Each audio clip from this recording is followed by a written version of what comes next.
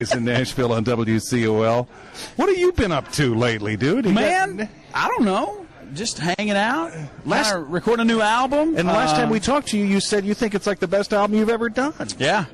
It took me a year to do it because I got sick in the middle of it. With what? I had it was just about a year ago. I had a rupture in my intestine. Oh my God! It was really bad. So it benched me for about 6 months. Benched you? I bet. It benched me for about 6 months. I last October through about April of this year, I couldn't do anything, and so we finally got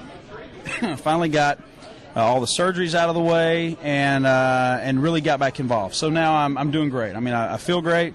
Health is doing good. But it literally put me on the sidelines for about 6 months, which was kind of scary because, I mean, right in the middle of an album, that's the last thing that you want, is to be in the middle of doing something, in the middle of trying to get something together, and then have a big health scare. But I'm good. A guy who has had as much success, as many hit records, as much airplay. I mean, 19-something was one of the most played songs of the prior decade. Yeah, number 2 played song of the entire decade. I know. Yeah.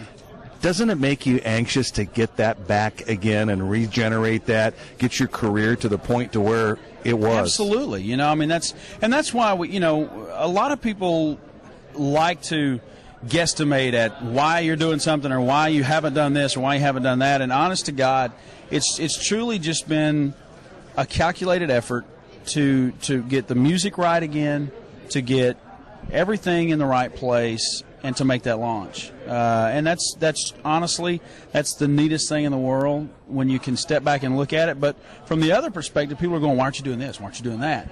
And like I said, I mean, I'm 6 months behind now because of what I had to deal with last year. But at the same time, I wouldn't trade it. I'm healthy. I know that I'm not on a road of getting sick again. So that's very positive.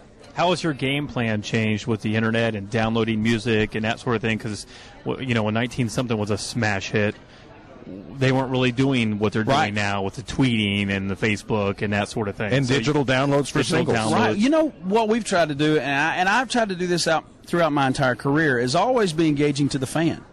And digital media and social media, that's helped us tremendously because I can be sitting right here with you guys. I can take a picture with you guys. And 30 seconds down the road, everybody that follows me knows we're doing the radio remotes or we're doing whatever. And I think that's, I'll be honest, I can only relate that to me being a fan. If when I was a kid, if they had Facebook and Twitter and Alabama would have had a Facebook and Twitter, I would have been burning it up.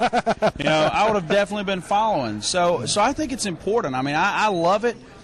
I love the fact that people, we can tell people what we're doing. We can engage them, even at a distance. Well, and you can put music out there that maybe you're not sure what you want to have for a single, and based on their response, you're like, you know what, this must be the one because everybody's downloading this one or everybody likes this song. Well, we just did a sort of a soft release, a digital release of the new album, and I'm having people come back and say, this is my favorite song on the record, which is exactly your point, that I would have never thought. I would have thought, man, I love that song for this reason, but they're saying, I love it for this reason, for a totally different thought process than I had for it. So it's pretty neat. Almost out of time. Most people may not know this. You're one of the best golfers in Nashville. I used to be. Give us one tip that could change somebody's golf game. Something simple that they could apply. They hear this now. They go out to the course on the next nice day and take 2-3 strokes off.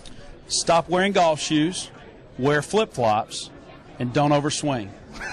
I swear, people put spikes on their feet, and they think because they have spikes on their feet, they can swing as hard as they want to, and that's why you suck, because you think you can swing that hard. I suck for many reasons, but or take your shoes off and play barefooted for 5 rounds, and let your body get its own tempo to swing instead of trying to swing so hard with you pushing your feet, and you'll be surprised how much straighter you'll hit the ball. So, in other words, play on a public course. No.